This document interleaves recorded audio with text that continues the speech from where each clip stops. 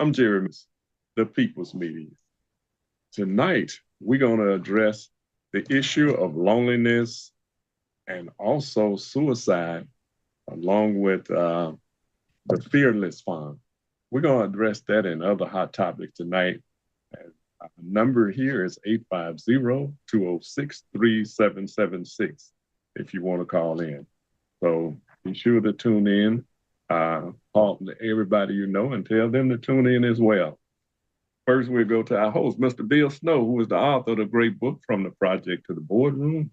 We have Mr. Derek Scott, who is with the Community Outreach Chair for the Democrat Black Caucus and also the chair of the Democrat Party in Escambia County.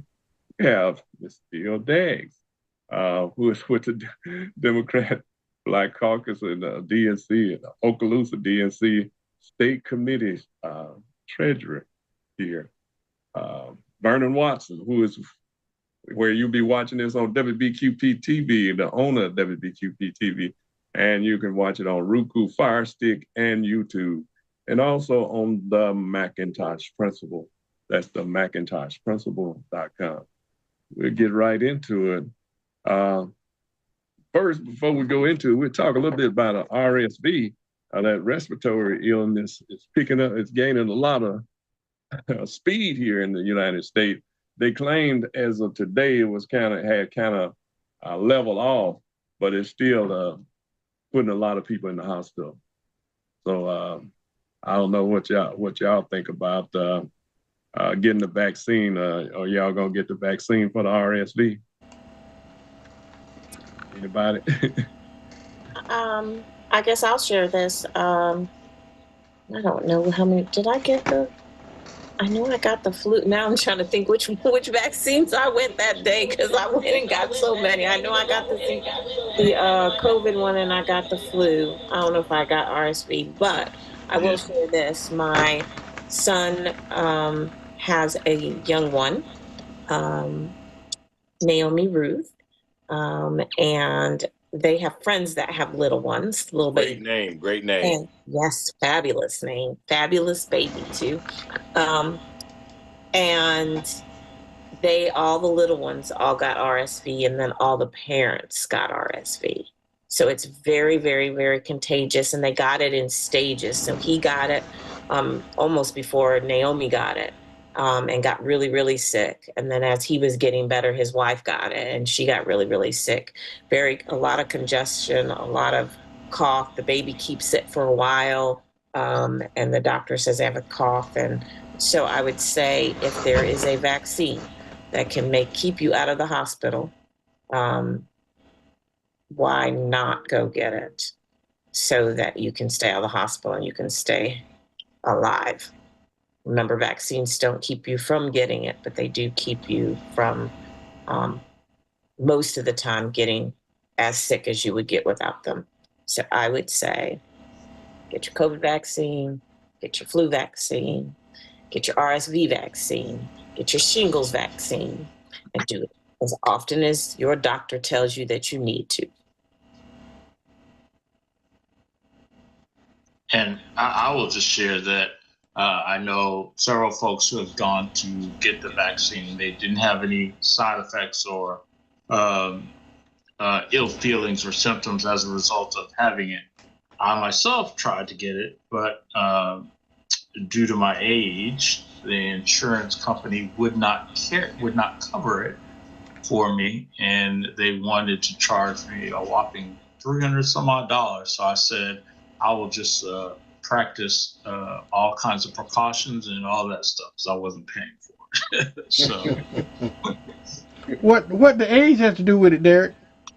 So from what I understand, and this is what they said to me, they aren't covering people in my age category. They're covering mainly seniors at this point in time, or the folks that are the most afflicted groups. Two most afflicted groups are infants and seniors, right, with that. So they aren't, if you fall in that, I guess, middle range, they aren't covering, well, at least my insurance company. I was going to say that, because I was about at least my insurance company. clarify, because Every So, insurance is different. yeah, every insurance is different. Mine was not. They were like, nope, nope, nope. Yeah, So they're when not they covering said it was anyone in that late teens. $300, yeah. So you had to be a senior, and then it was covered.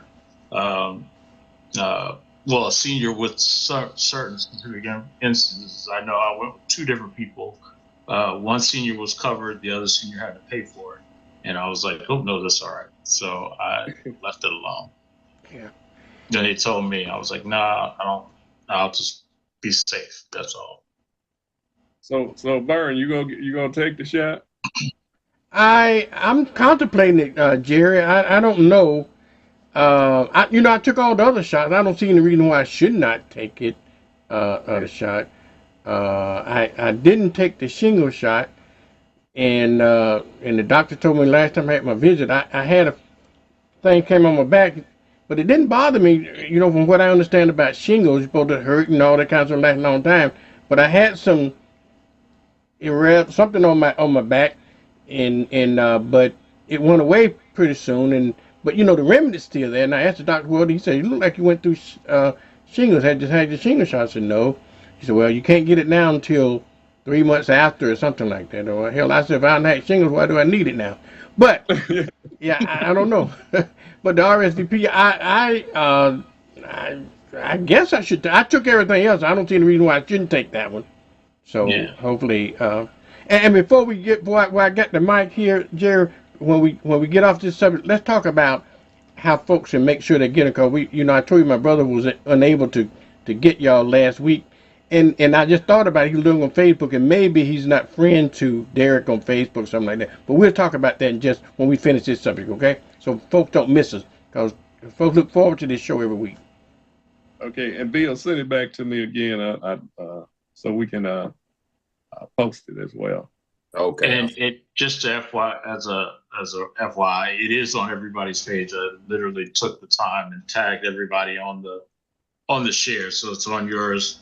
It's on your WBQP Vernon Watson page. It's on Mr. McIntosh, Jill, and Bill. So everybody should have access to it. It's Now, on when not being a Facebook expert, what do I need to do? What I need to go on Facebook and share it, or what do I need to do? Do I need to do anything?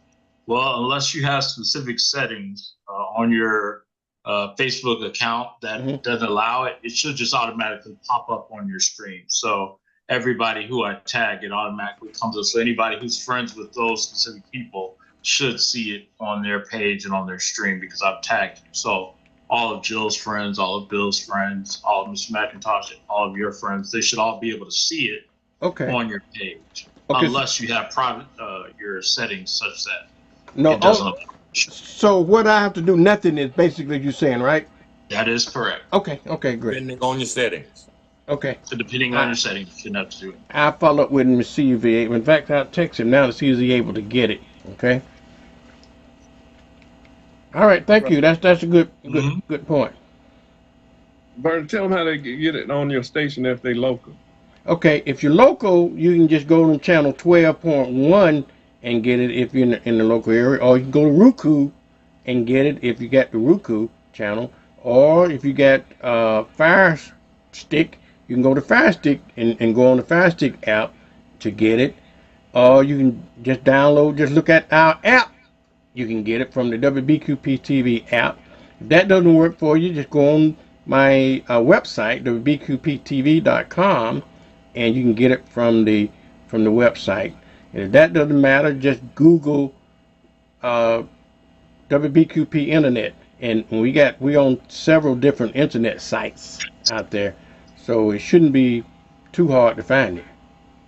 Just Google it. Yeah. And if you want to call in, be sure to call us at 850-206-3776. We'll move on to the next topic, loneliness. This time of year, it's a lot of people that are lonely this time of year, and we're going to get into how it fades into suicide on a lot of instances as well. But it's three forms of loneliness, if you will. I was reading about one is emotional loneliness, which is said the absence of meaningful relationships, meaning that it's a lot of people don't have people that they can go to, family members, all of that. That's they are distracted away from their family members and everybody else.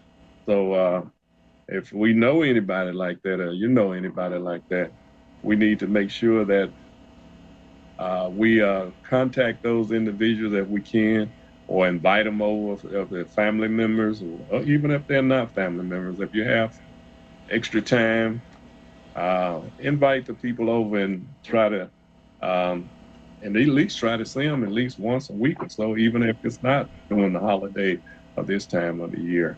But it's a lot of people I was reading about commit suicide this time of the year. Yeah. Especially a lot of veterans. And I'm like, this is unfortunate. Yeah, that was well said, Jerry, because you're right, and people don't realize it, but a lot of people get to the holidays and they get lonesome and depressed and so forth, and suicide is a real issue.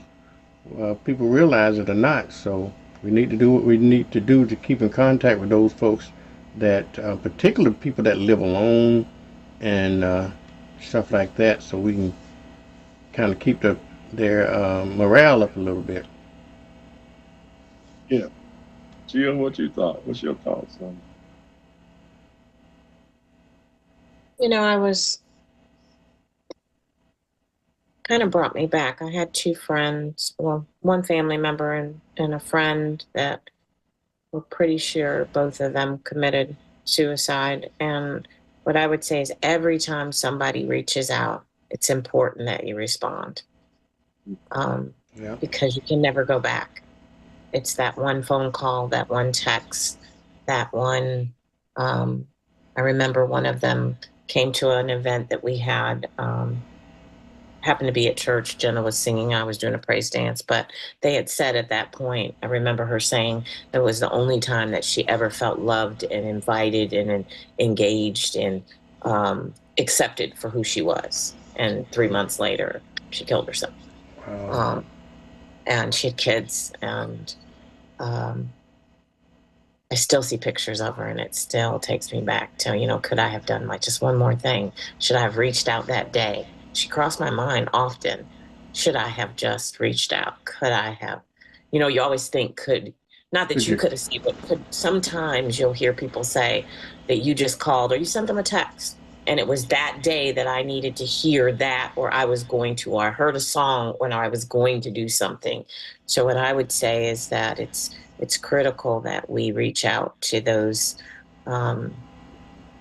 Somebody crosses your mind, reach out, say hi. Jill, I think that's so important. And also, and we know people that probably in those situations, and I think it incumbent upon us to try to get them to at least seek counseling for them. And most folks don't like to hear that, or like people suggest that, because in our community we associate counseling with being crazy, so to speak, and they don't want to seek counseling because they think that I'm okay. That's for those other folks.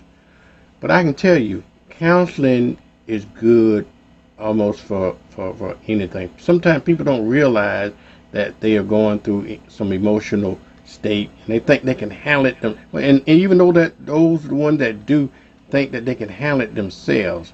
But I would suggest in a gentle way, if you know folks in those kinds of situations, suggest counseling to them. They may reject it, but suggest it, because I know one thing: it won't hurt. Okay, it might not help, but I think it will help. But if you ever can talk them into seeking counseling, talking to somebody about their issues. All right, you're on the air. Go ahead, Heisen.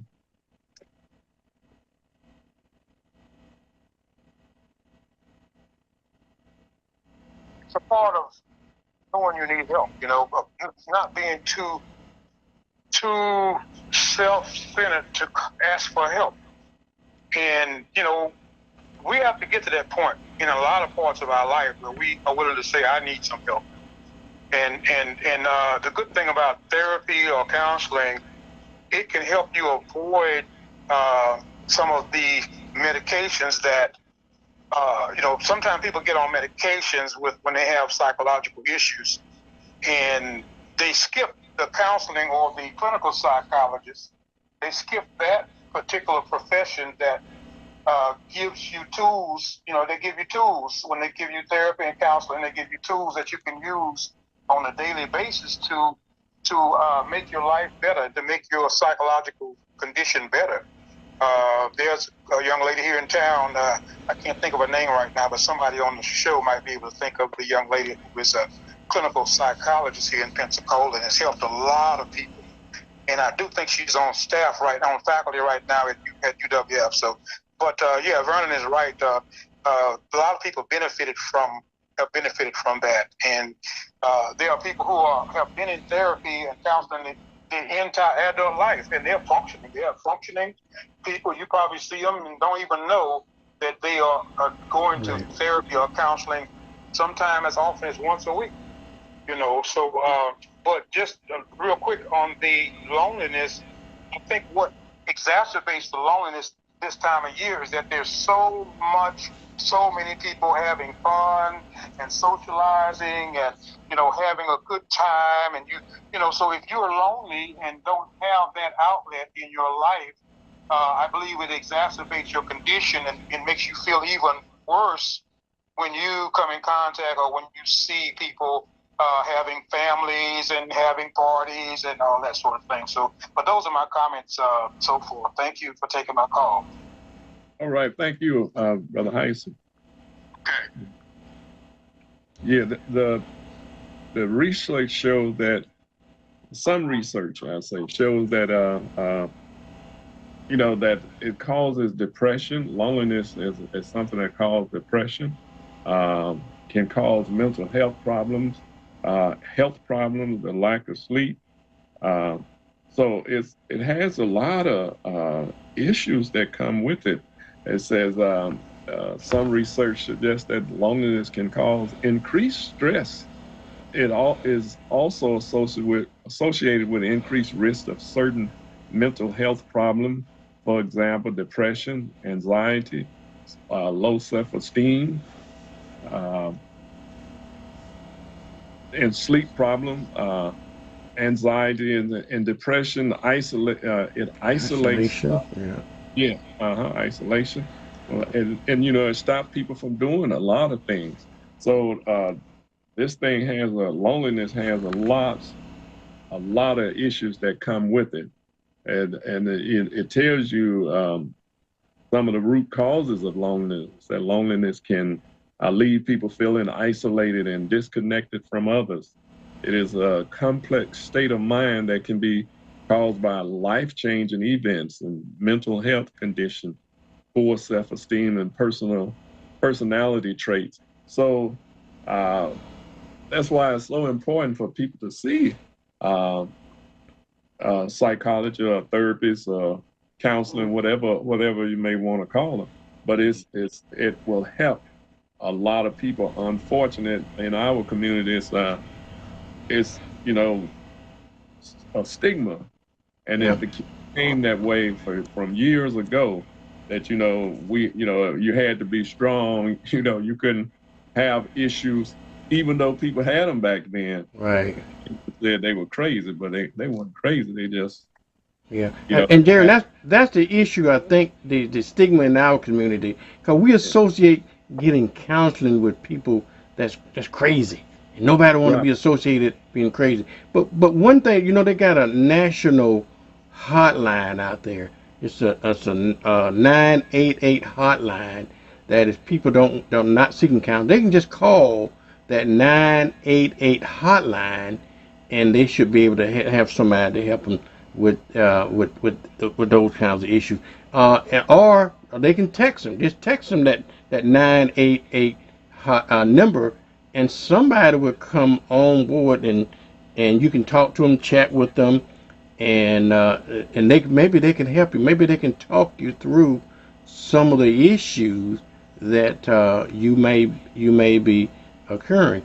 But you know, Jerry, contrary to what people think, that they think, I don't think the statistic bears it out, but but they think that holidays increases suicidal folk, but the statistics suggest that's not necessarily true, because it is a constant thing throughout the year. But we want to be more conscious of it during the holidays, because that is the time when we share time with family and stuff like that, and folks that kind of isolate themselves don't necessarily like to do that. And I think if we know people like that, maybe it's incumbent on us to try to reach out and make sure they're included, make sure, like Jill is saying, that the young lady, when she went to the church, she felt like family, she felt like being a part of something.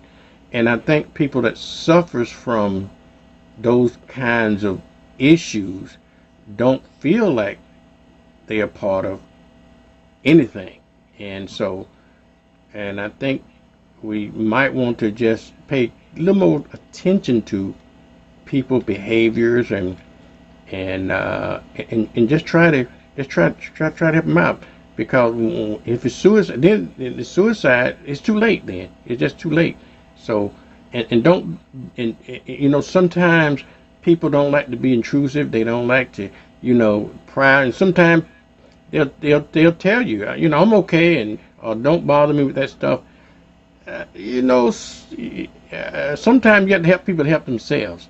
So that's all I'm saying. If they can't reach help, they got a national hotline out there, just dial 988, and somebody will be there to help you. Or text 988, and somebody can be there to help you.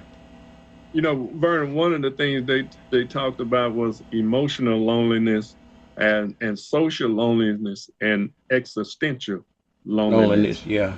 The existential loneliness is that feeling of fundamental separation from others in the world at large, in other words. So that means that person feel like that nobody cares about them, or it's been built up in their mind so tough that everything is negative toward them. So, right.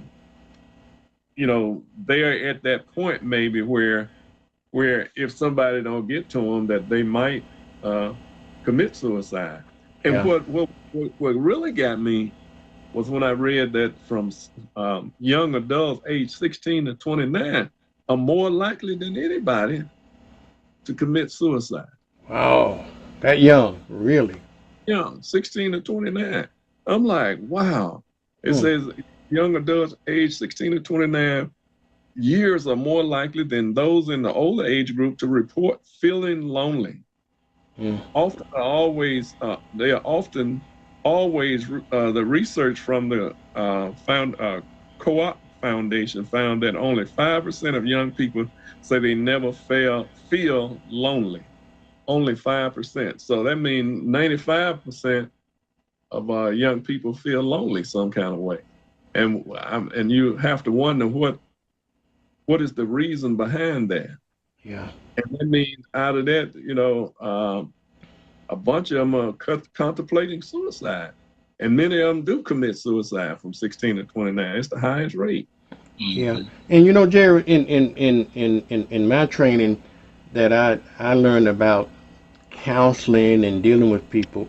Now, one of the things when you're talking to people that may be suicidal or going through those issues, one of the things that you don't want to do, one of the major things you don't want to be judgmental to them.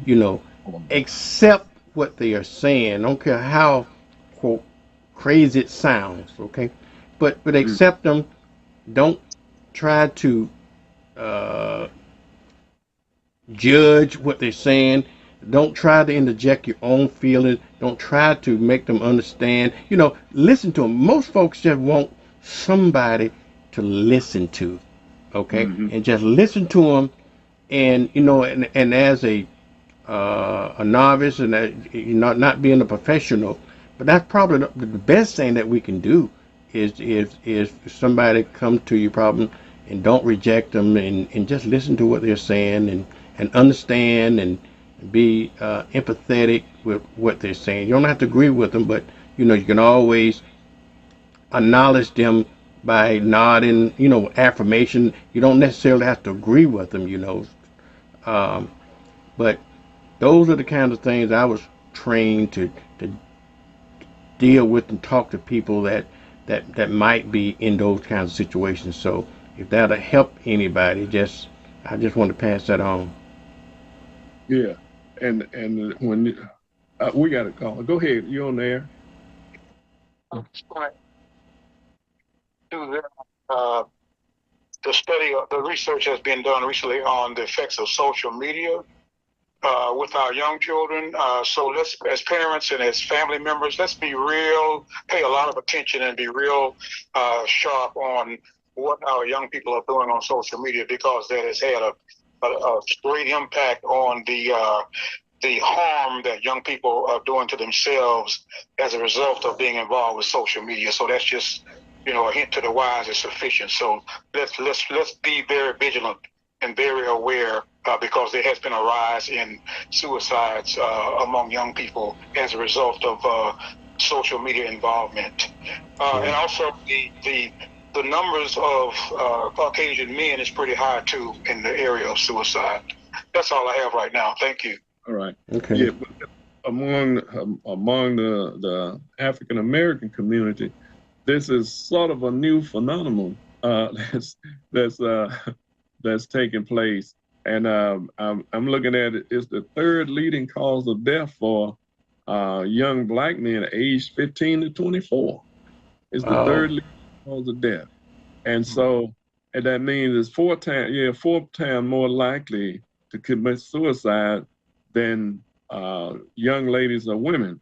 They are less likely to seek help than young ladies or women. So it's a tragedy on both sides, on all the way around if you can't get to them. And you go ahead. But for what the caller said, I think the first thing I would say is that it is critical if you have children. He's right. Their social media is key. They have ways to keep their parents out of it, but if you are a parent of any child, any age, up until, I don't know, I'm going to say I still do my daughter, she's 22. So just be mindful of what they're posting and what people are posting about them, because sometimes you can find out what the cause of their anxiety, their sadness, their frustration is by what is on their social media. And that can sometimes, hopefully, maybe let you intervene before they feel like they need to make or take actions like suicide, for bullying, for harassment, for feeling inferior or alone or lonely or whatever the case might be. And then to your point, Jerry, I think it's all the way around. When you get to the point, I don't think that, maybe I go to Vernon first. I think Vernon's right. When people are at that point and they're sharing that they're at that point, but often when you're sad and you're lonely, you don't even realize you're sad, and you're as lonely as you are and you're as sad as you are. And so sometimes you're not going to get that person that's like, you know, oh my gosh, and this and this and this and this and this, and I'm ready to take my life. You're going to get, you know, this just happened to me and this just happened to me. And they're just really sharing their life. And their life is just such that it's one thing after another. Not that they even realize that it's one thing after another. And Vernon's right. You can't be like, darn, your life sucks. You can't say that. Right. You have to almost give them guidance through. You can't, because you see it. You might see it clearer than they can even see it. So being, you know, the advice that Vernon just gave, you really do. You have to listen, because a lot of times people don't listen. They probably went to the doctor and the doctor's telling them, no, you're not really sick. They could be really sick. The doctor's just not seeing it, especially if you're a person of color. You know, oftentimes doctors think we're making it up. We're not making it up. A lot of the times it's really there. They just don't always have the the ability in their medical book life to put it to actual people life to figure out what's going on. That's what I like to say about doctors. Not all doctors. We have some good doctors here, but there are some doctors that try to take the book and apply it to the person. And sometimes the person is not what the book says because science changes and life changes, and because we have all these chemicals and all these other things going on that aren't in your books.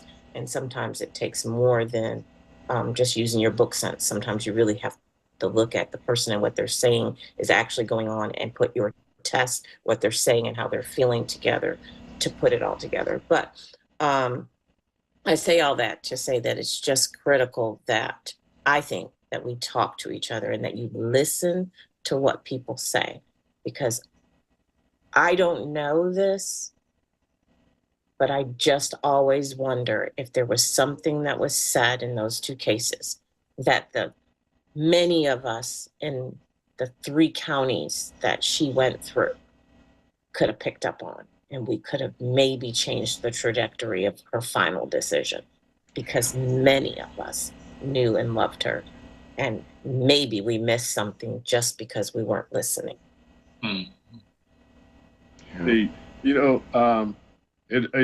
This is basically saying what you said, Byron said, never say to a lonely person, at least you are not living in a third world country with no running water. You don't need other people to be fulfilled. But you seem so strong and independent that I can't believe you are feeling this way. That's just self-pity. There are people in nursing home who are lonelier than you. So they're saying these are not the things you say, to a person that's going through, in other words, leave your judgment at the door when you're talking to people, and then sit down, like Jill was saying, you have to listen to people. Right. And then you can pick up on a lot of stuff. But, usually we are having conversation and we don't even think about that person may be in trouble, when they telling us something, and it's hard to decipher. Trying to justify and rationalize their behavior is not good. I think sometimes it's just better to, if you can't, don't try to offer an advice, because I don't think most of us are not really equipped enough, trained enough, medically trained enough to even do that. But just sit there listening helps a lot. Okay, you might not think so, but I think sometimes people get into a situation that they need to just vent and just let them get it out, just pour it out to you, and don't take it any further than that. And particularly, Jerry, that just all those things that you said. Many people make those mistakes and try to make those folks feel more normal than they are. They're not normal because they're going through some issues, and you just can't say things to them to try to rationalize in it, because they know how they're feeling, and you can't nothing you say to make them feel any better. I think what they can say to you can make them feel better, because now they're trying to pour it out for a minute, and just sit there and listen. You don't have to offer any advice. Christina, was you?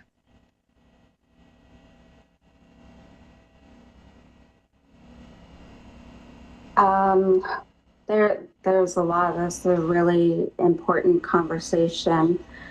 One thing I would say is depression doesn't always look how we think depression looks. When we think about people we've lost, it's not always that they were alone.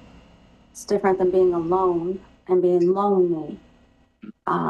Those can be two very, very different things. One thing I just wanted to point out is kind of knowing the warning signs, and also not being afraid to ask. If you ask a person, are you thinking about hurting yourself? That doesn't lead to them hurting themselves. You can never place that in somebody's, mind per se, by asking that question or getting clarification. But some risk factors are mental health issues, feeling isolated or disconnected from other people, drug and alcohol abuse, trauma, violence or abuse, bullying, recently starting or stopping a medication for a mental health problem, the death of someone close, an embarrassing or humiliating experience, losing a large amount of money, being a part of marginalized communities, obviously going through the divorce, things like that, things to watch out for, especially adolescents, becoming a new parent, older age, withdrawing from social activities, family and friends, saying things like, I can't go on anymore, I'm a burden, or everything is hopeless, talking about wanting to die, hurting themselves on purpose, for example, like a person's a cutter, past suicide behavior attempts, putting affairs in order or giving things away, writing suicide notes or letters of goodbye, and risk-taking or reckless behavior. Yeah, that's lots we have to look out for, and it's really not, but it seems like a loss. And but one of the things is so significant. If we can just listen to what people are saying, then we might be able to pick up on something that may can save someone's life or help them to get the help that they need that can save their lives. So we see the. If I could add, I actually had to be hospitalized this myself. Mine was not due to any of those factors listed. Mine was due to medication, caused really, really bad thoughts. I wasn't alone. I wasn't sad. I wasn't disconnected. But I started having really, really bad thoughts and needed to go to a hospital. And they figured out kind of what had caused it. And I was grateful, very grateful. So without that, without the support I had around me, I wouldn't be here. I know when Carol had the Rites of Passage program, and she asked, and they was talking about suicide and all of that, and she asked those young ladies how many of them had thought about suicide or tried to commit suicide, and on both occasions they raised their hands, and it blew my mind because they were so young. They like 13, because the program was 12 to 16. And those young ladies, when they raised their hand, I don't think a dry eye was in there with the adults, because, you see them so, out there and being so, into what they are doing. And then you ask them that question and they said, yeah, that blew my mind, because I couldn't believe it, that they were, and even though you see it and hear about it, but you never think about that it may be somebody or somebody may be in your family or somebody close to you. So we have to like I said, listen and make sure that people don't perceive themselves as just lonely. And as Christine said, I mean, loneliness don't mean that there's nobody there. What is causing them to be lonely, and even when they are with someone, or what is the anxiety that causes that? That's something we have to think about. And hopefully, people who are watching will, I'll do some outreach and listen to some of the things we said not to do. Don't be judgmental when you run up on people that may be having some issues, and then maybe you can help save their lives. You never know. But we'll move on to well, we kind of incorporated the suicide into what we were talking about, because it was but it was so distant to me to see that the young people 15 to 24 was committing suicide at a faster rate than anybody. And I'm like, or attempting suicide. And that's just another thing that blew my mind again, because you think about all the stuff that's going on, but you never think about all our children. We don't know what percentage of our children may be on the verge of suicide. Yeah. You know, not just young men, but young ladies as well. We don't know what happened in their lives that caused them to want to commit suicide. You know, it just often blow my mind to read when I read stuff like that, and what we need to do. It said when you are dealing with people with suicidal issues, check your bias and assumption at the door. Studies show that non-Black professionals tend to minimize symptoms presented by Black men and don't provide adequate support. They educate each other about the Black community struggle with systematic racism, workplace racist, racial tension, and medical mistrust. Yeah. So combine that with economic, we Black folks, have pressures from economic issues, and we have a lot more pressure on us sometimes than our white counterparts, and people actually they take those things really seriously, and so I don't know, when you hear your children talk about committing suicide, stuff like that, that's the time to try to do some intervention some kind of a way, because anybody really, if you're thinking about talking about killing themselves, or they feel useless, or nobody wants them. And another thing about this too, you don't know what and why the causes of these feelings. Sometimes people live years with guilt and shame or something that not even was their fault, and so but it just so many things that could come up, but I think if you know of anybody, just try to reach out and offer some assistance. Like I said, if you can't do nothing else, just listen to them, but offer, if you're going to offer advice, offer some advice of a help or assistance or whatever. Like I say, let them talk to somebody else. Suggest to them to dial that 988 number. Suggest to them to go see a counselor. Suggest to them to talk to other folks about their issues. Maybe that will help. It said also consult with Black professionals about the symptom, trauma, and racial issue to provide more stronger intervention among Black men and boys. So it's letting you know that racism has a deep, it runs so deep that it causes all kinds of anxieties and mental problems, and the stress of it is just it's devastating to many in the Black community. And this is why they many people say we've had to really be some strong people to come through what we have come through, without being totally nuts.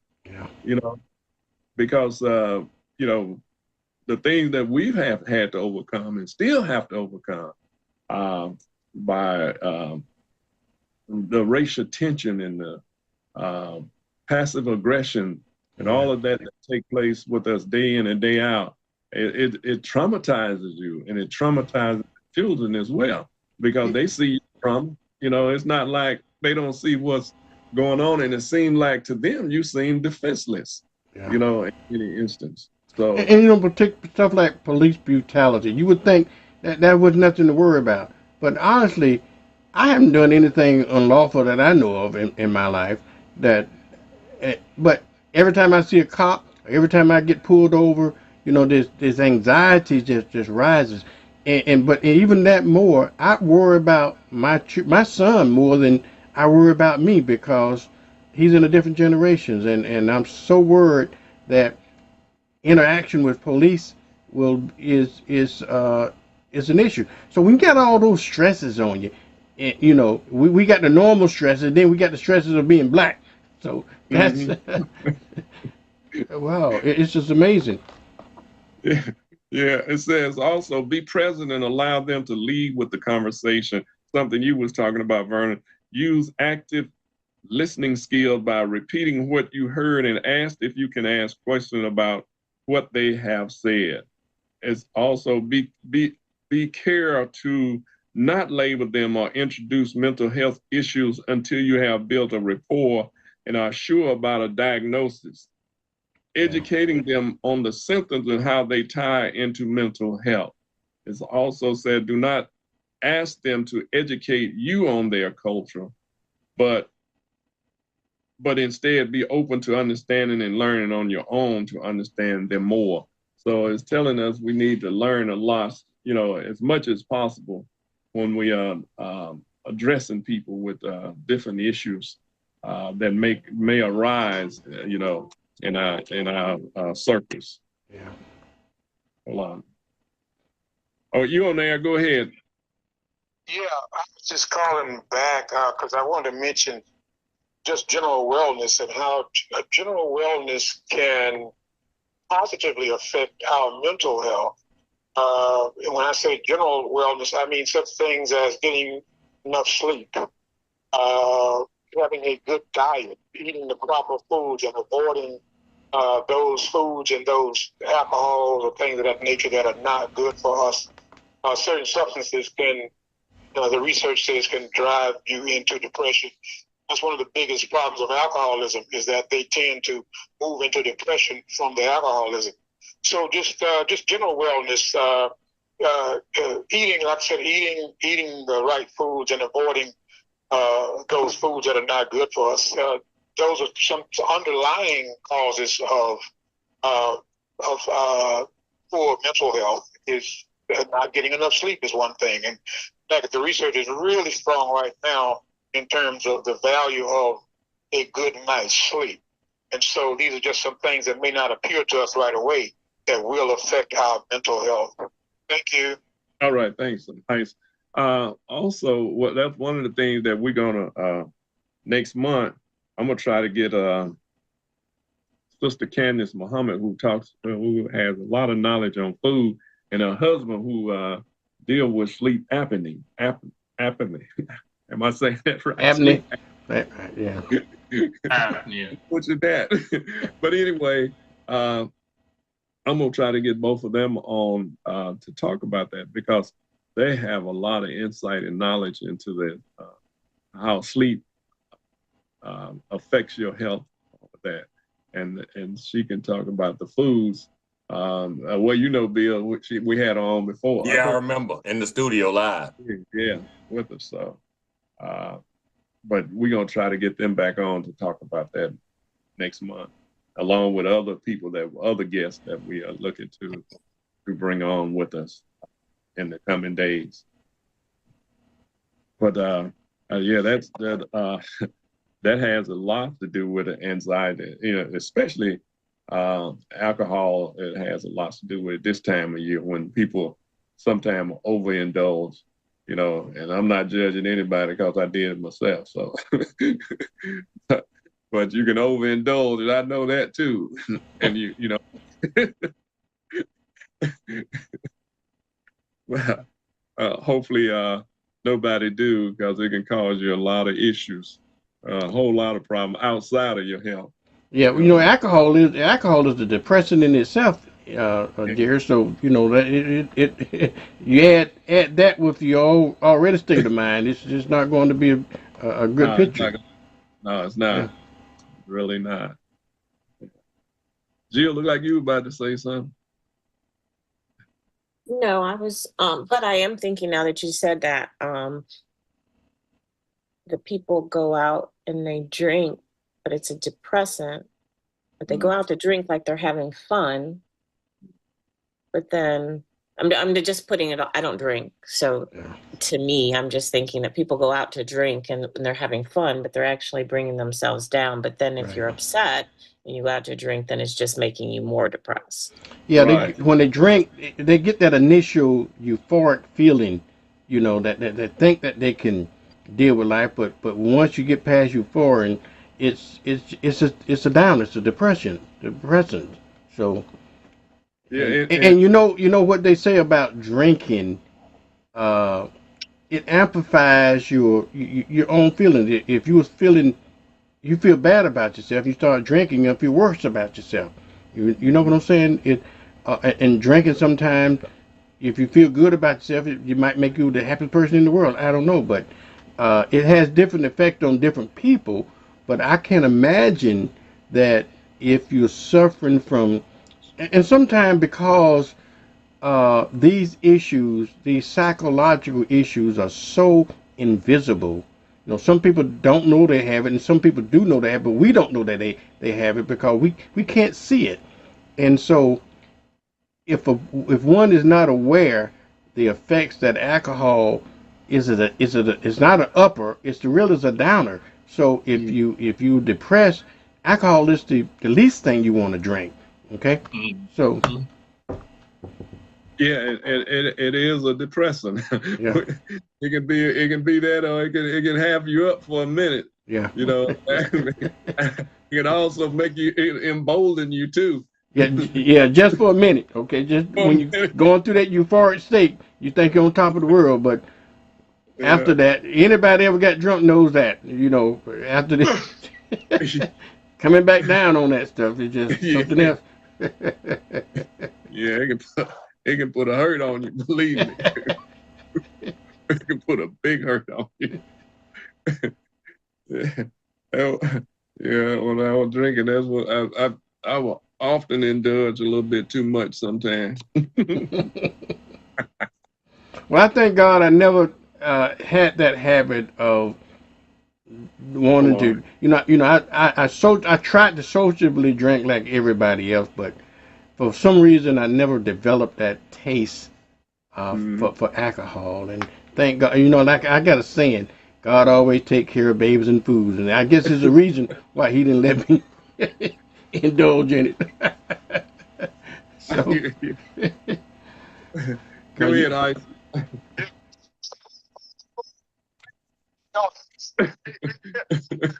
We can't hear Hyson, Jerry. We can't hear him. We can't. The research shows that substances are. Yeah. Hear me? Can you hear me? Yeah, we hear you now. Okay, the substances are imposters. An imposter is someone who's pretending to be someone that they're not. And so what the substances do is they, especially when you go to them to feel better about a problem, the substances make you feel as though the problem has been solved.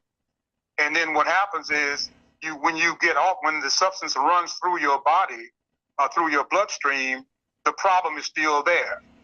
And that's when the sadness and the depression begins to set in. Right. So that is one way that substances work against your happiness, because they're not really what they are pretending to be. Because the problem and the stress is right there when you sober up. And also I can't remember what I was getting ready to say, but because I was so busy trying to figure out who's the baby and who's the post. I'll call back later. Oh, I know what it was. Here it is. Here it is. What goes up must come down. And so they warn you, the psychologists that I read, they warn you to not to abuse anything that is a stimulant. Even something like caffeine, or nicotine, or both of these are stimulants. Yeah. Right. So if you abuse caffeine or nicotine, then you get this high. You get all fired up, and you all way up, high, and and you're just full of vigor, and then but what happens is to come down. That's when it becomes dangerous when you come down off of that chemical high from these from caffeine and things of that nature, you come down and you crash. You have what they call a crash. Yeah. So let's be careful about these things. Okay. Thank you. All right. Next time. Hey, let me get in here on Samuel X on our live Facebook stream. He says we kind of go through that kind of training in school and how to recognize it. You all are on it when it comes to what they said in the training. He said it is said that there's 15 pounds of pressure on each square inch of your body. You don't feel it because your pressure pushing out is equal to the pressure pushing in. Thus, when we feel that weight, there's a need for inspiration to balance the pressure of the world. As a mathematician, I've noticed patterns of an increase in Black suicide rate and wonder why when we have went through so much in our past. I also thought about how the elders would say the world is growing weaker and wiser. Afterwards, I began to look at other factors for these trends, and that opened up a lot of thoughts. That's Samuel X on our live Facebook stream. Good. All right. Brother X is definitely right with all the stuff that he's talking about. And there's so much out there that we need to really look at and see what's going on. Derek, did you have something to say on the... No. Good. You guys have all covered it. Yeah. But anyway, it is a loss to be, we just want to make sure that people do some outreach to whether it's their relatives or friends, or whoever, especially this time of the year, but all year long. We don't want to just say this time of the year. We are saying it especially, but all through the year we need to be reaching out and paying attention to people who may be going through trauma. That we have no clue, or that person might just need somebody to talk to.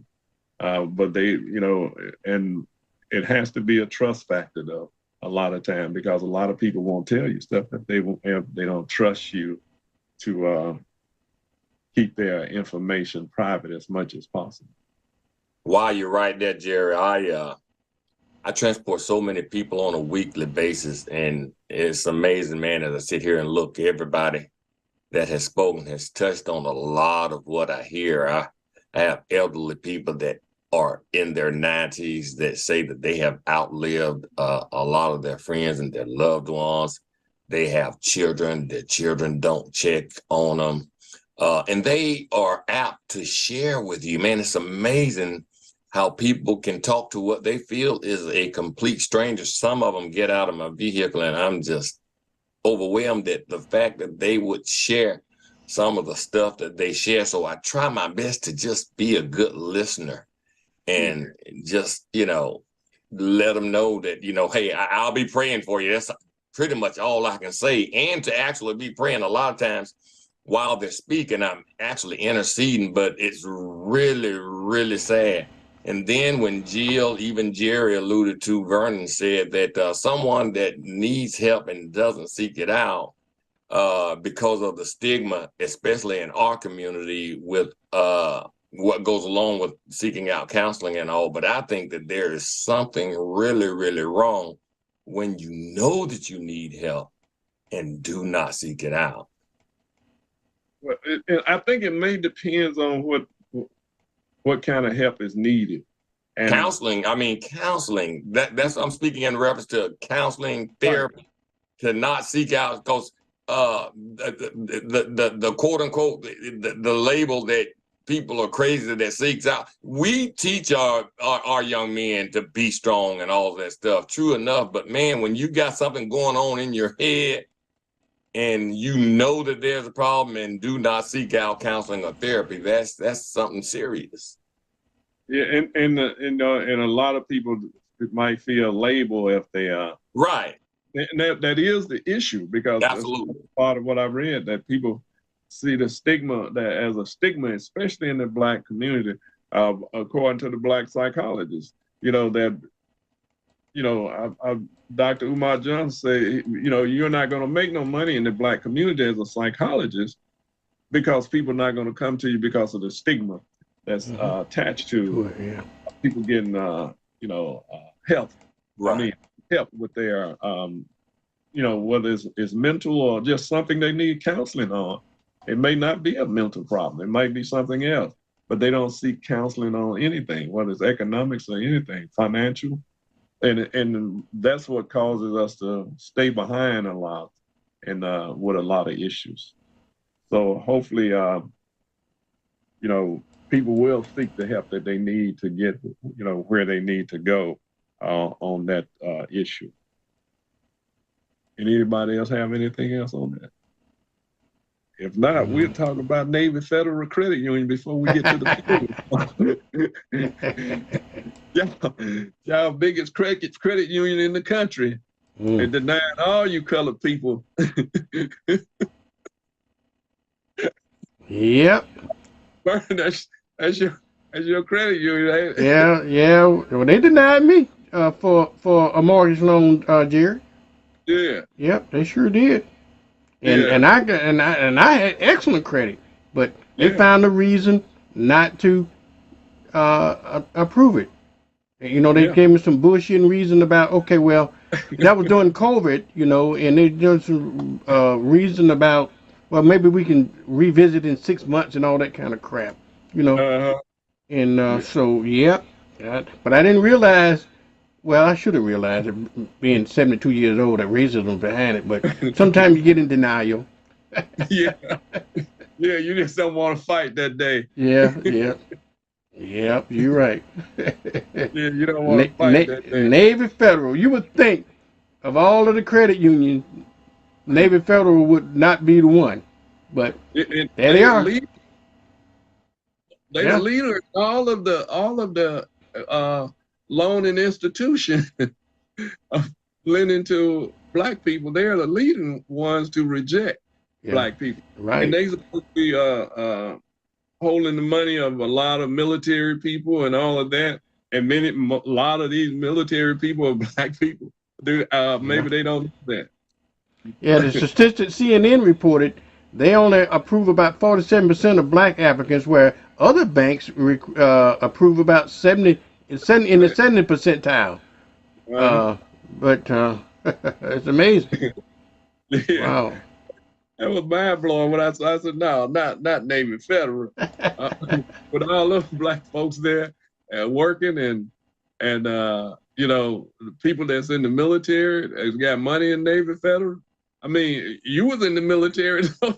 Yeah. Well, I think I'm probably I have not been in the military before, but I was deciding whether or not I would say something. But specifically because this is my area of expertise in a couple of ways, but more specifically, the most specific is because I used to work for Navy Federal in real estate lending analytics. So this is my niche area. Now I will say I'm not sure when they. I'm not. Now let me qualify this by saying I'm not taking up Navy Federal by any way. It stretch of the imagination. I'm curious as to know what lending periods they looked at in this time frame to make that deduction, because the Navy Federal that I knew, this doesn't drop, and I know this because I used to track it specifically on a monthly basis for years. So it's new. I'm curious as to what period of time it could be. This last. You said what? When were you there? I left in 2017. Okay, thank you. Yeah. 5 years ago. I did not just say. I specifically said I'm curious as to what time period they tracked this for, because I was just saying that for the Navy Federal I knew 5 years ago.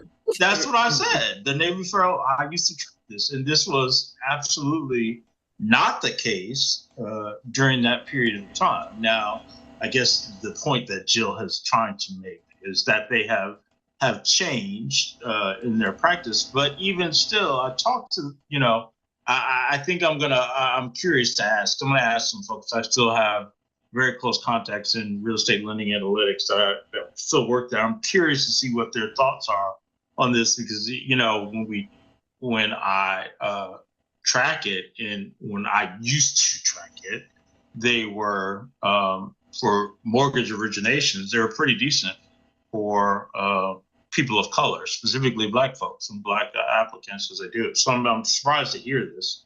Well, not according to CNN. I know, that's what I'm saying. I'm surprised to hear it now. Again, to Jill's point, this is 2022, and I was there in 2014, 15, 16, 17. So times have changed. I get that, but that is a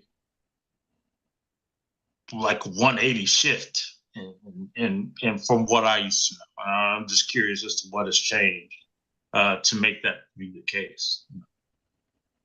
I don't know. Yeah, it blew my mind too, because I was like, not Navy Federal. Yeah. Well, Jared, had I not been personally denied a mortgage loan from them, I wouldn't have believed it. But because I was a victim of it, so yeah, and not for any good reason. You need to join that. You need to join that class action then. That's what I wanted. I didn't know whether they got a class action going or not, or they just reporting it.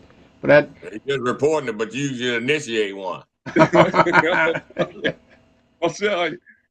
For real. You had a good decent credit rating, man. I did. I had above 750. Yeah. Yeah. It's some white folk got to prove less than that. Yeah. Is the point. We know you got money, Bird, so we won't. Yeah. That's not the issue. Yeah.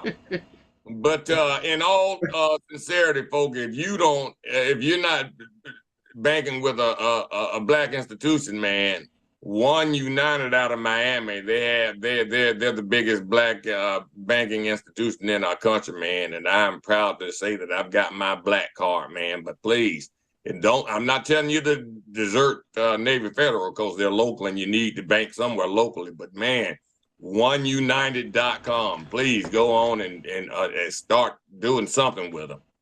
Yeah. So I have a question because I am not. I appreciate the thought and the sentiment, but I guess for me, I am a person that needs to be able at some point in time to walk into a brick and mortar building if I need something. To exist in a world that's completely online is strange to me. So do they have locations? Like if I use my ATM card, am I always going to get $1.50 or $2 service charge because there's nothing that... You're speaking of One United or Navy Federal? Yeah, One United. Well, that shucks, man. I opened a savings account up 5-6 years ago, and I don't even have a PIN to it, so I'm not sure. I just wanted to bank with a Black company. So, yeah, and I from what I heard through about One United, yeah, that they supposed to have a good system set up for you to get your funds immediately as needed.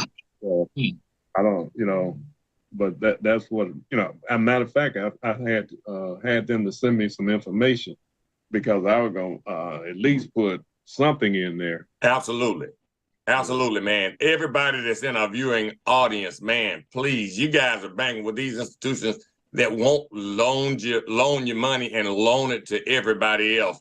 And then when we start thinking of our Black churches that put billions of dollars in these institutions every Sunday or Monday, Tuesday, and still don't reap the benefits of loans from these institutions, it's insane.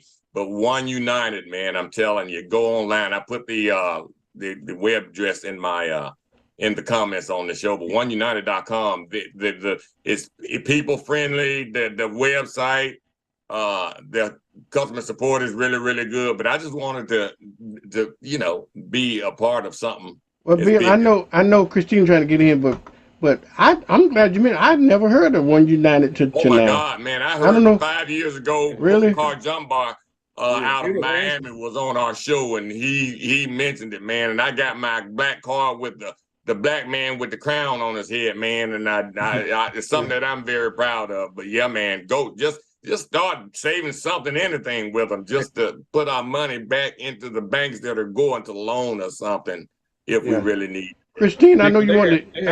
We had a campaign about 4 or 5 years ago of was asking everybody to put $100 in there because they were trying to raise over $1 billion to loan back. Yes, yes, So yes. I know they had raised the last time I checked. That was a couple of years ago. They had raised something like 800 million. Yeah. So, and before people eat me up in the comments, I don't think this just because of One United. I have the same feeling about USAA. Something I need to be able to walk into a building to go see. When you say black card, are you really meaning black card like it's a black card, or it's a debit card. It's got different images of black things, and I just showed the black man with the crown on his head. But yeah, this is the actual debit card. Yeah, and it's black. Yeah, got it. Christine, I know you're trying to get in there. So I bank with Eglin Federal Credit Union, but what I was going to say is Derek, you actually already brought it up. So my husband banks with USAA. All of those bank fees and everything like that, he gets all of that back. He doesn't get charged for that. He mobily deposits any checks, and then he can do a money order or something like that if there's cash that he wants to put into his account. And he's done really well with USAA, not taken away from the other one. But you were just asking about, there's not a brick and mortar, and we haven't lived anywhere near a brick and mortar, whether we were here or in California or in Maryland. We didn't have that brick and mortar, but I prefer the brick and mortar. I want to walk in and hand my cash. I want to get that receipt. I want to be able to find all that. But he loves it. He's real techie, and he has absolutely no problems with it. He really likes it. I used to have my insurance with USAA. I still have a savings account with USAA, but I don't necessarily have to have a bank and mortar. Bank and mortars pretty soon will be something of the past, I truly believe. I put all of my checks and my cash deposits right there in the ATM and print a receipt. So, man, the banking online is amazing. USAA has a ATM on 9th Avenue. I mean, on somewhere here in town, right? If you want to go physically touch something, and see that would be fine. That would be fine. It's not that when you deposit it into an ATM, that means you actually have some type of system or brick and mortar to do so. Right. If I use specifically your United, I can't do that very same thing. You're right. That's the piece of advice. But there, with the ATM, they wouldn't. They were just asking us to put some funds into their institution. But they weren't expecting you, if you live in a local, certain community, to put all your funds, Right. It's something you can do, but expecting that. That's why they was asking people from around the country to just put in $100 so that they can expand into those communities as they grow.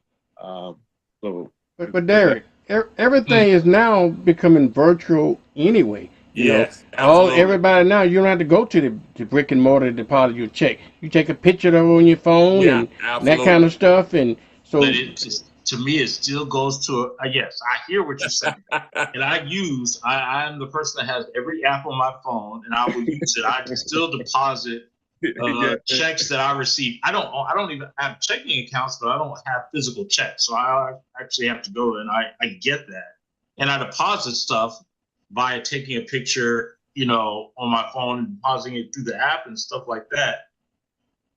But if that don't work, I can go into the bank. You know what I'm saying? And when does it not work?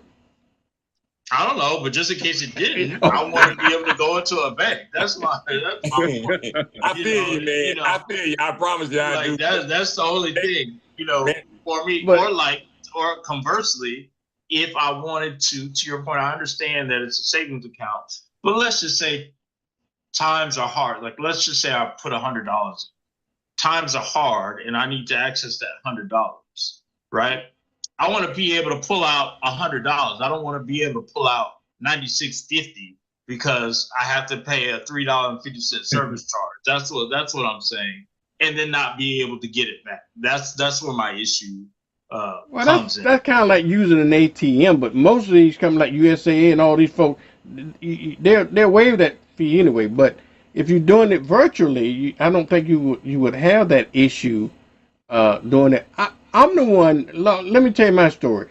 I fought debit card hard. Me too, Vern. I fought it hard, but God knows once I start coming around and using debit card, it's become my bestest friend, my BFF. man. I'm man. nothing like a debit card. I don't have to write these stupid ass checks anymore. I don't have to, all the crazy stuff that I used to do. I got a debit card and I got a track record of it. I can use that debit card in 5 seconds. It'll pop up on my phone. I said, Lord, thank you for leading me to light. Yes. Right. Yes. Samuel X says he wants to talk to a real person instead of AI, and I agree with that and all. But y'all, one thing that is sincerely inevitable, and that is change, man. Amen. Things are moving faster than the speed of sound, man. Elon Musk alone has over 5,000 satellites in orbit. That's just Elon Musk. So wanting to walk into a brick and mortar and do business, man, they're phasing it out. They've got bankers that are actually, and the lady was so glad 7-8 years ago to show me how to create a online password and all. And I'm so glad she did, because it saves so much time. I don't need to go into no bank. I don't need to talk to nobody. I just do my banking right there at the ATM, man, and I'm out of there. I love it. But you think about it, Bill. You save so much time. Hold on, Vern. That's all really good, Vernon. And as long as you don't get hacked. That's the thing about a debit card, man. If anybody ever get a hold of them numbers, and they won't give that money back. As far as I know, credit card, they'll give you the money back. A lot of people but let me tell you this. Let me tell you this now from personal experience. That's not going to prevent. You get hacked with my regular bank account got hacked. My savings account got hacked, and good thing they was on top of it, because they knew my pattern of drawing and withdrawing and stuff like that. And so they called me and say, "Yo, you trying to withdraw this large amount?" I said, "Hell no, I don't." But but again, I know you cuss really good too when you I come from a long line of cussers, so you got to forgive me. No, I know. It's a challenge. We can't hardly hear him, Jerry. Oh, you Can can't. you hear me now? Can you hear me now? Sound like Yeah. Okay. Okay. I guess you're right about that, Vern. I think it's a checking account. That's a debit card checking account is kind of risky. But But anyway, did anybody mention the AKA credit union? Yeah. So the AKA sorority has a credit union. So I don't know that much about it, but I just thought maybe something to bring up on this particular subject. That's awesome. On money, I like for my money to be. I like for it to be difficult for me to get to my money. I don't like my money being right there where I can get to it. There you go. There you go. I like to have to work to get it. I don't. Because I like shopping. I don't want it right there in front of me. I'll go buy some shoes or something. If it's that hard for us to get to it, that makes it hard for the hacker, hopefully. Oh yeah. Hey Jerry, you and Kara had a guest on a couple of years ago, maybe less than that, from FAMU. Was it FAMU Credit Union? Somebody that offer a lot of advantages for black folks. I don't know how that but you know what I'm talking about? You remember? Remember her? It was Sheila. Okay. She came up from she was with the FAMU Credit Union and telling people how the benefits that they had to if they were a part of that credit union. Do you have to have gone to FAMU or have a child or work for FAMU? Well, they say that to make you feel like you're a part of something. Anybody can open an account at Navy Federal. My granddaddy was a veteran. They say anything. They just say that to make you feel. They're gonna take that money, man. Well, no, I can't co-sign that because I couldn't open one for the longest time at Navy Federal. They knew you were gonna want your $100 back right away. But then I finally, because I worked, and I was able to. I know my mother was the same way. She wasn't able to open one either. And then we started. Okay, now you got it. We're good to go. to Heisem's point, if it's fraudulent, you'll get your money back. It might not be as fast, but also the beauty of online banking is if you miss. I lost my wallet about a year ago. Fortunately, somebody that I knew found it, but I was able to just go to my phone and lock everything. Yeah. It's the same thing. Yeah.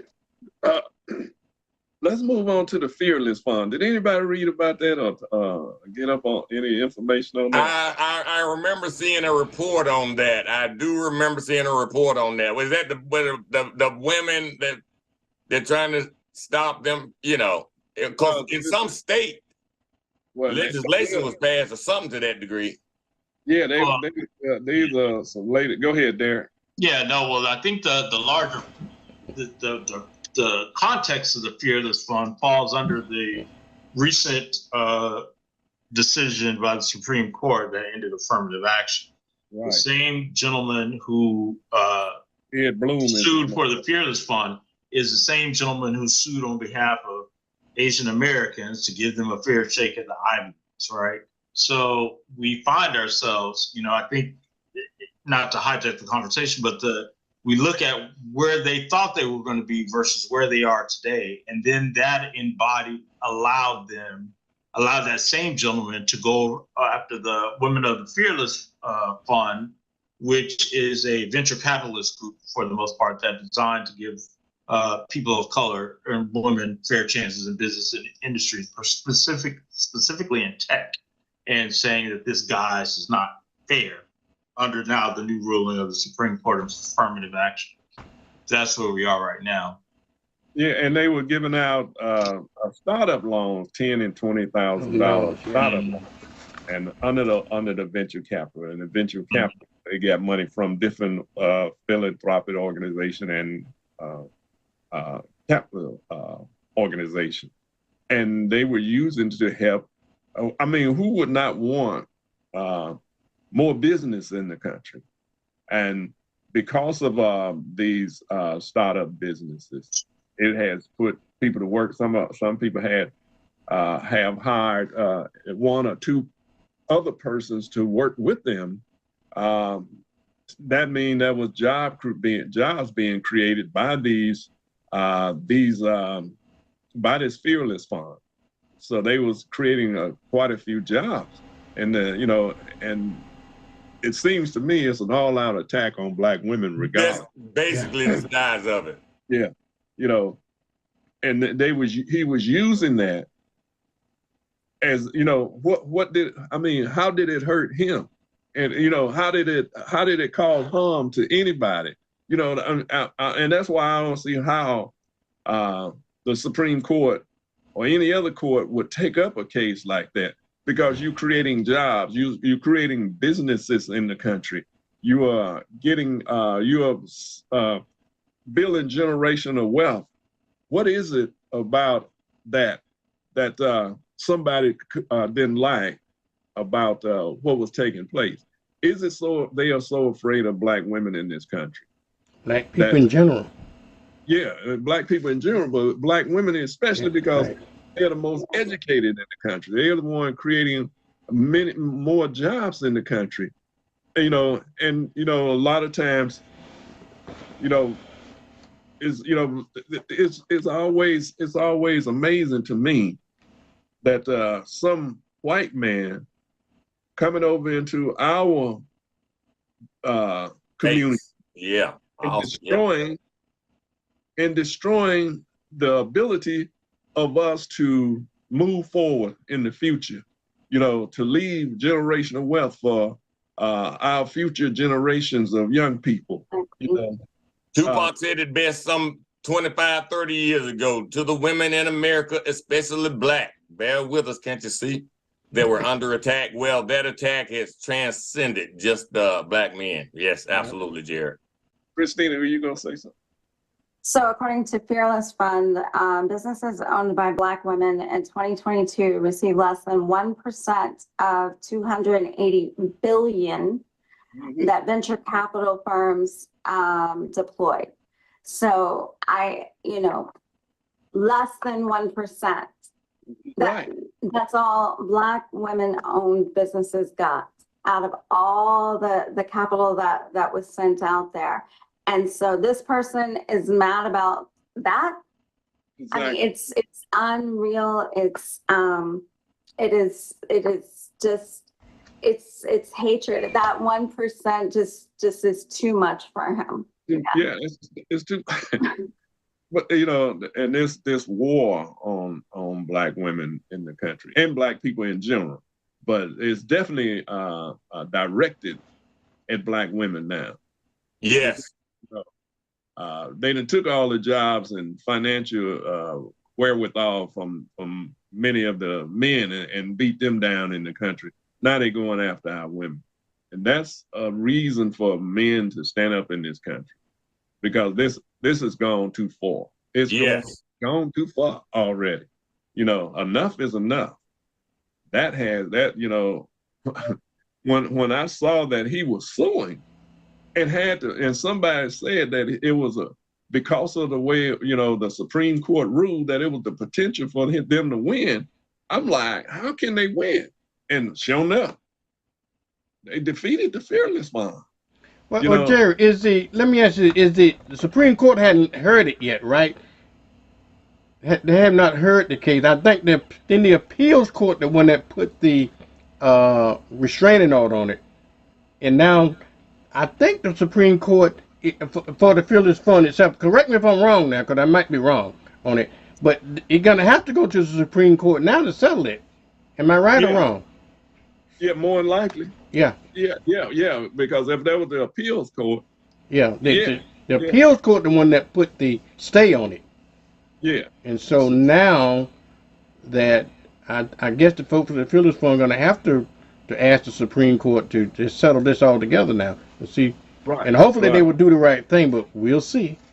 Yeah. Right. And when that guy said one of the attorneys said what he said, I was watching him on either CNN or MSNBC. He said it was because of the way, you know, affirmative action has been used and loopholes that's left in it, that they would probably lose that case, you know. And I'm like, why? Because this has nothing to do with education. It has nothing to do with colleges. It has it's building businesses in the country, you know. Well, the only connection that I see there, Jerry, is that the whole seed money, that $10,000 and $20,000, was supposed to educate Black women on how to do business and so forth. Maybe that's the connection maker. I don't know, but I just don't see how they're gonna be able to support that. I'm like you. What business is it of the AECC or whatever they call themselves? And it's not. They're not harmed by it. And so we'll have to see what the Supreme Court says. If they uphold that case, we really are in serious trouble. We're in serious trouble. If they uphold that, then what are they going to do about the other people, that other $200 and some billion that's given out every year through venture capital? How they going to deal with that? You know, then we'll have the opportunity to sue again to stop white people from getting venture capital or capital, you know, for their startup businesses and all of that. Maybe we're gonna have to do that. So we'll see. It's gonna be continued. I'm telling you, because this is crazy. Christina, you had something to say? I'm sorry. Just that I believe that oral arguments are supposed to be heard at the end of January for the appeals case, and Ben Crump is all over this. Good. And I'm glad he's leading the charge on this. And so I'll be interested to see what they do, because that's gonna, if this falls at the appeals court, it'll go up more than likely to the Supreme Court. But that will put into jeopardy any sort of grant for minority-owned businesses federally. And there's so few out there, and we're fighting for each and every one of them. I think that's the bigger picture of it. Thanks, Christina. The thing about it is less than 1% of all of the capital that's given out, that's allowed for startups, and money that's given to other businesses in the country. Less than 1%, and he's going after that. Oh, you know, and the thing about it, like the sister said, if they can do that to them, the next step is to go after Black colleges, because Right. you know, a lot of donations through philanthropic programs, grants from different you know, organizations. I mean, and from government monies that's given out through the government to the Black colleges, to sustain Black colleges. If they can stop that, they can stop money from the government from going to Black colleges. Then you're putting the colleges out of business. You know, and that's what we're gonna have to watch. This thing is really serious. And this is why it's so important that we continue to keep this going and talk about it from time to time, at least every other week, and keep up with how it's going in the courts and all of that. Because if they lose, if the Fearless Fund lose in the Supreme Court, then every other Black organization that get any funds are in trouble. Mm-hmm. Because then they're saying, you know, we can't, you know, you gave them an excuse now to say, well, I can't give you anything because this is the law. And that means the law is unjust. That means a law that it can't be obeyed. You know, you can't obey a law like that. That means you have to have a fierce fight, you know, through protests and boycotts and whatever it takes to make sure that these individuals don't win in the end. They can't win. We can't let them win. That's a reversal of, you know, and you don't know what the untold intentionality can be of something that's turning us back that far. Go ahead. And so I would also worry about groups like the UNCF, like the United Negro College Funds, all of those grants, all of those scholarships, and then again looking at any federal level grants to help minority-owned businesses, no matter who they are. That's what he's going over and going after. Right. I really think that's his goal, is to stop it. Because when that stops, then those in charge control everything. There's not a way in to bypass.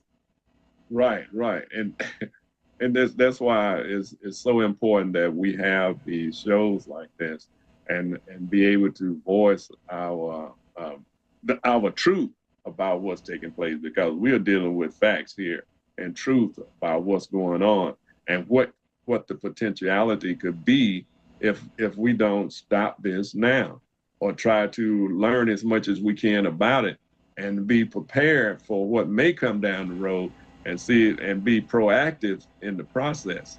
Because if we are not paying attention to this and not getting behind the Fearless Fund as much as possible, and getting other people, making other people aware of what's taking place, the future is in trouble. Yeah, absolutely. Yeah, I think this, as we go through, like, again, this is to your point of a point where we need to have education that is going to be paramount to us getting the message across. This goes back to, again, we wouldn't be in this position if that same man would not have sued on behalf of Asian Americans who are trying to fight for a place in the Ivy Leagues, right? So we go back to that story and we look at, you know, the lie that was perpetuated and that, you know, unfortunately some Asian Americans bought into, that said, hey, Black folks are keeping you out of your rightful positions in Ivy League institutions. You know, and they crafted that lie so skillfully that they started saying, oh, yeah, you are keeping me out of Ivy League institutions. So then we tried to say, no, it's not us. It's Right. legacy, folks. It's legacy. Look at legacy. Look at legacy. And yet they still said, nope, it's y'all. Now we fast forward to the decision, and they're in admissions in a quote unquote non or a fair, as they thought it would be, admissions process, and they're worse off than what they were before. And they're like, well, what happened? Now they look at the admissions policy and they say, oh, it's legacy enrollment that's keeping us out of. Well, surprise, surprise. Who tried? If only there was somebody who tried to tell you, you could have prevented this situation. Oh, wait, time out. We did. Told you so. Now you look like Boo Boo the Fool, because you still can't get in. You have less of an opportunity to get in than you did a year ago. Right. So now it's just a matter of trying to get everybody to not believe the hype and not believe the buy-in to this point, so that we can continue on. And to your point, I think it's just an assault on Black folks. I think this happens to be, the Fearless Fund happened to be, from their perspective, low-hanging fruit. Oh, we can go this because this is right here is the closest one that we can see and identify. Net to everybody else's point, what's next? Is it HBCUs? Is it United Negro College Fund? Is it, those programs that are geared towards us? Because this man, saved from death, is not going to stop, doing what he's doing, because again, this is all from keeping Black folks from even trying to gain parity, financial parity, to their white counterparts. And I would also point out that he has the formula to kind of push this through, because where he's pushing it through, the judges who granted the injunction, 2 of them were appointed by Trump. Mm-hmm. So there's a reason why it's going through this area each and every time. So again, they were appointed by Trump. The only person who dissented was appointed by Bill Clinton. Right. And I think that's where I am. I think the bigger picture for me is that this is all that. This is Trump's master plan. He has his people, he has his minions. They're doing what they're doing to break it all down, because what he wants to do is first and foremost, of course, win his race and do whatever, but it's to get rid of Black people and then everybody else. And he will do it at all means necessary. That is his plan. He is not playing. His plan is 7-tiered, and it starts at every level. If he can't do it while in the presidency, if he can't do it while he's in jail, if he can't do it while he's in the White House, the Brown House, the Black House, the whatever house he's going to be in, whether he's in Florida, California, New York, he's going to do it somehow. He will take it down. And that's why it's imperative that we educate. That's why it's imperative that we register to vote, that we vote. It takes all of that. We are foolish. And I choose not to be foolish or sleep if we don't realize that. So I'm just curious, since it's 7 tiers, what are those 7 tiers? Can you please share with us for the people, since you specifically said 7 tiers, what are they? Monday, Saturday, Sunday, Monday, Tuesday, Wednesday, Thursday, Friday, Saturday, and Sunday. There you go. But 24/7. That's his plan. 365. 36, and in every 4 years, 366. I just hadn't read the 7-tier plan. I was just curious what it was. That's his plan, literally. Yeah, but when he said the other day that on day one he was gonna be a dictator, that he got it half right. Yeah, and then yesterday he talked about tainting the blood of America. We're messing up the blood of America. In other words, using Hitler's language from his book Mein Kampf. So. And Jerry, while you're on that subject, I had an interview the other night, and when I learned something the other night I did not know, and I kind of pride myself on a little bit of history. I interviewed a guy the other night on our Heritage Show, and he wrote this book called Afro Was in England or something like that. I don't know how the title end up doing, but the bottom line to his theory is that he said that, you know, the architect of all of this about keeping America white, you know who the architect is? Benjamin Franklin. He said, you go back and read the writings of Benjamin Franklin. Benjamin Franklin's whole idea was to have, that's the reason they wanted to leave England. You know, they put on the cover religion, but they wanted to have an all-white nation. And and the reason that Benjamin Franklin wasn't too keen on slavery because he thought slavery would be a problem in mixing again. So, but anyway, if anybody get an opportunity to read that book that he wrote, but I was quite surprised that Benji was the head architect of this stuff. So, but I shouldn't have been surprised about that, but I was. BB. Yeah. Yeah, well, Ben Franklin and all of them, you know, back then, you know, that's why he said, you know, I gave you white people a democracy now, a republic rather, and see if you can keep, you know. So it let you know right there what it was for. Yeah. You know, so yeah, he was just as deep into his racism as anybody else. Yeah. You know, they all were that way. The so-called founders of somebody that was already here. Yeah. Jerry, we got about 18 or 19 minutes left, but before we leave, and we don't have to do it right now, but we got to get 1 minute to Ruby and what the decision on Ruby Moss and that $148 million, which you'll never see, but that's not the point. We made a point. But let's talk about that just before the show closed. But continue your thought now. And how money hair do. Go ahead. Yes. Yeah, we definitely gonna talk about that.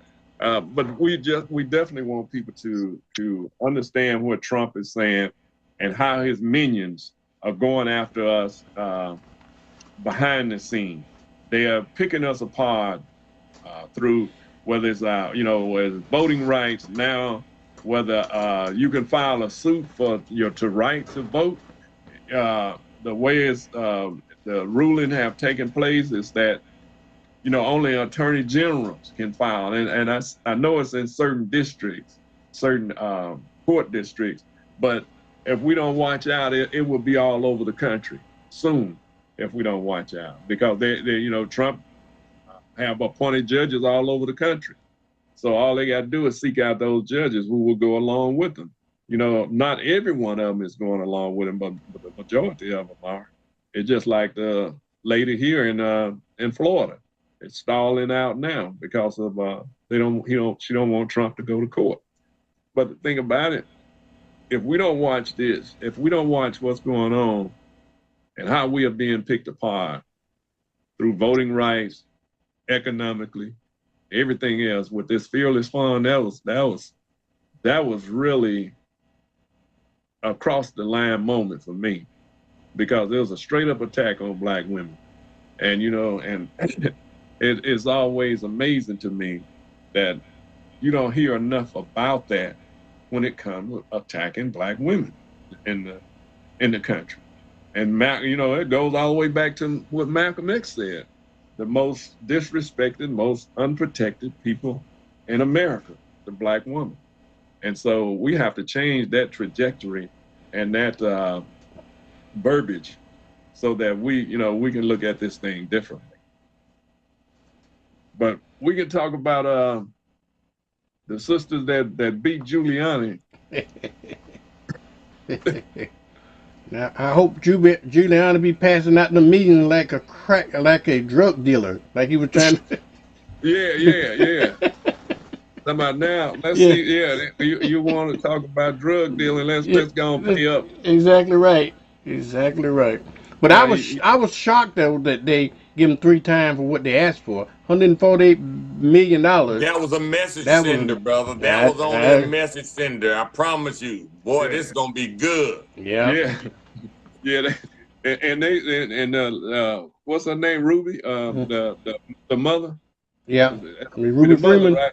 Ruby Freeman. Yeah. Yeah, Ruby Freeman. She said, But she said, and he wasn't the only one. So she let you know right there that she said he was not the only one. So okay, let's go I'm and get surprised that they have not sued Trump. Nobody in sued Trump for that. You not think? that Okay, that they should have put a lawsuit against him as well. yeah, he's only Rudy Giuliani is only worth $50 million.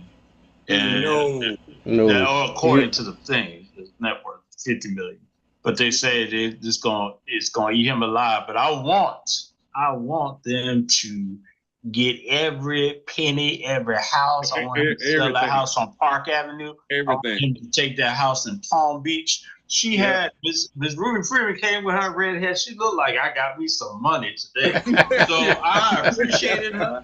I want her to get every dime. of it. I want the forensic accountants and forensic attorneys who are skilled in finding the money that people hide to not charge her, but take her on as a client to find every dime of the money that he has hidden so that they don't have to pay her. And then whatever money they find, just take their little contingency or whatever it's called, take it off the back end. But get them their money so they can go on about their business. And I tell you, I appreciate it. They don't have to work. They don't have to do nothing. They said, you can talk about me all day long. I'll be $148 million. And I'm cool on it. And just for me personally, it gave me a sense of, now, and I'm just going to say this, I'm going to be done with it. And I'll say, some folks here don't keep on that. I'm going to find myself in a Ruby Freeman and Shay Moss situation too. So y'all folks, it really went through my mind, Derek. It really did. And it's going to be you next. I don't play about it. I don't play the radio. That's all I'm going to say. But at 148, guys, and go ahead, Christine. I was just going to say, for those who don't know, federal jury ordered Rudy Giuliani to pay over $148 million to 2 Georgia election workers for falsely claiming they committed ballot fraud in the 2020 presidential election. The jaw-dropping figure includes $75 million in punitive damages, along with awards of $20 million to each of the 2 election workers for emotional distress and more than $16 million for each defamation. He and Trump are separately charged in a Georgia case with crimes related to their efforts to undo Trump's loss in the state to President Joe Biden.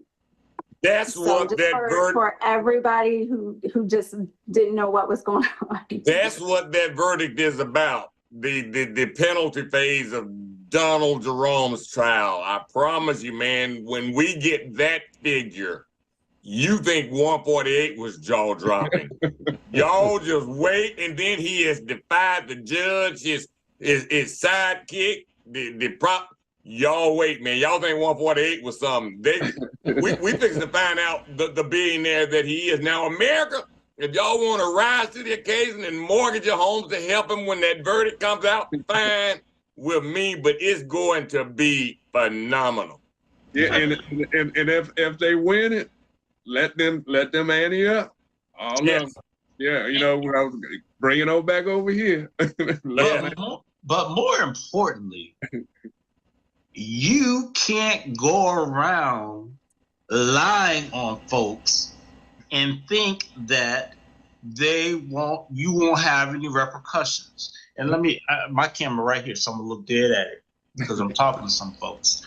You can't go around lying on people and think that they're gonna sit around and just not do anything about it. So when it comes home to roost, you have to keep. That's your ass. You have to keep it in perspective, Derek. You have to keep it. You have to keep it in perspective. Now, this you can't lie. This was before January 6th.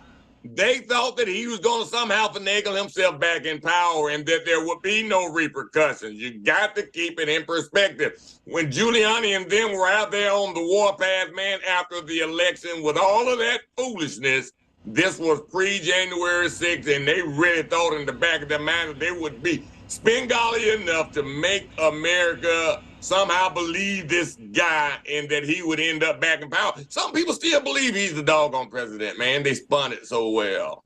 Yeah, All this right, well, personal. is This right here, I feel a January little personal. 6th in Escambia, Okaloosa, and Santa Rosa County, and we're just being real. And all we're saying is that You truth can't is keep truth. lying on folks. Yes. Because I promise People you, my need to name. learn to tell the truth. I agree. The truth. I This agree. in itself should make everybody understand that you You cannot can't keep lying on folks. tell. Yo, that's what you say, but this guy is the front runner for the Republican Party. I ain't talking about Donald Trump. I'm talking about folks right here You're in talking about you this can't lie, county. this You guy's the can't front keep runner, and lying. he constantly lies, man. These jokers, that's what they do. But yeah, Giuliani is about to pay, and Donald J is about to pay also. But they lie. That's a symptom of folk. Like they will, and it's just every day. It doesn't jar me, but it shocks me. The boldness and the willingness that people just in general just lie. Just lie and tell a lie. I mean, you would say, oh, okay, I'm feeling all right. You might not feel all right. You know, I don't know. Or, you know, you look good in white and you need to sit down someplace. You need to put on black. I don't know. Like, I'm just saying, like, you can tell those type of lies if that's true. But you can't lie and say, I saw you do such and such, or you did this such and such. And or the election was stolen. Or the election was stolen. Well, I'm trying my best not to personalize it, but you just can't lie on people's name, and that should be a lesson to folks who are listening, and folks who will pass the message on to people who aren't listening. Friends of friends of friends. Yeah. That if you continue lying, this gonna be y'all gonna know some Ruby Freemans and Shay Mosses right here. Derek, Derek, to your point about continue lying, you know, the judge already said that they could have another defamation case against Giuliani to his response to that. Yeah. And so that kind of reminded me, you know, Trump is going through the same thing with the lady, what's her name? Because he lost that defamation case. Then he went out and run his big ass mouth, and now she's suing him again. And so they got another shot at the apple. Okay, but you know, one of the things that kind of reminded me, and I know y'all probably remembered this, the Donaldson, I think it was the Donaldson case out of Mobile where they hung that black boy. Michael Donald, yeah. Yeah, and his mother took the Ku Klux Klan. Ku Klux Klan no longer exists in the state of Alabama anymore because she drained that bank account. When you start hitting them in the pocketbook, that's the only thing that they understand. That's the only language they understand. Yep. The only Michael language. Cohen tried to tell them. I'm with you. Michael Cohen tried to tell them. This guy's going to get every opportunity. He tried to tell them. Shut your mouth. Don't say nothing. Keep on lying. He did. That's all. I'm trying to give you a fair opportunity. But I will come for your pockets because I know they need. Or folks will come for their pockets. Giuliani is getting what he deserved. Yeah. Giuliani, you know, the media labeled him the American's mayor right after 9/11. Before 9/11, he was one of the, you know, among black people, he was one of the most hated mayor in America. He led a demonstration, a violent demonstration against David Dinkins, who was the mayor of New York at the time. Was he behind the RICO Act also? And also the stop and frisk, wasn't he? Yeah. We behind all that. David Dinkins, they was calling him niggas and everything out there. You know, these was police officers that was calling him that as the mayor of the city of New York, and Giuliani was leading that rally against him. And he got into office, and the only thing he ever did was harass black people. Yep. I mean, stop and frisk, all of that, you know, that were under his jurisdiction. I mean, he harassed black people so bad in New York that some people was stopped and frisked over 500 times. You know, same person, yes. Same person. You know, and these people, when they, you know, for years this was going on and under his administration, and the violence that they was committing against black people at that time. and he was sitting over and enjoying it. You know, he enjoyed the torturing and the terror of terrorizing Black people in New York. And he getting exactly what he deserved. If he go to prison, I hope they put him right in there with the people that he called. Tell him talk to his buddy Derek Chauvin. Yeah, I want him to feel the same thing. You know, The general population. Yeah, in the general population. So, we know exactly what's going on. You know, yeah, because he deserved everything that he's gonna get. Yeah, you know, it's a possibility he could be in prison. You know, and along with his daddy Trump. That's why him and Trump bonded so, because they got a thing against Black folks. Yeah. Yeah. Lesson learned. Lessons that should be learned is stop lying. That's all I'm gonna say. I keep saying it. Stop lying. We got 5 minutes, Jerry. Well, actually 4 minutes. And I would say the attack on Black women is real. It's real in New York. It's real in the court systems. It's real here. I would just say it's real. It's real. And just not the last this year, a black woman, state's attorney here was taken out of power, and a Black judge in what was that?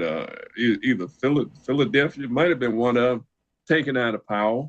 You know, this continuous picking us a little at a time, especially Black women, and making it so hard and making them seem as if they've done something wrong by trying to protect their people. You know, just doing their job, or for just doing what's right, or for just doing what they're called to do, or for just freaking living, or for just doing what you do. And you're doing something wrong just because you're Black. I'm just saying. Just saying. I'm just saying. Just saying. And this is what we have to stop. It hasn't gone too far. Brother Samuel Clark said, Dr. King said there are two kinds of laws, just and unjust. He said one has a moral responsibility to disobey unjust law. Further, he said he agreed with St. Augustine that an unjust law is no law at all. And I agree 100%, because that law against the fearless funds is an unjust law. So that makes it no law. You know what they are trying to do. They're trying to stop progress through legal means rather than the evil that they have.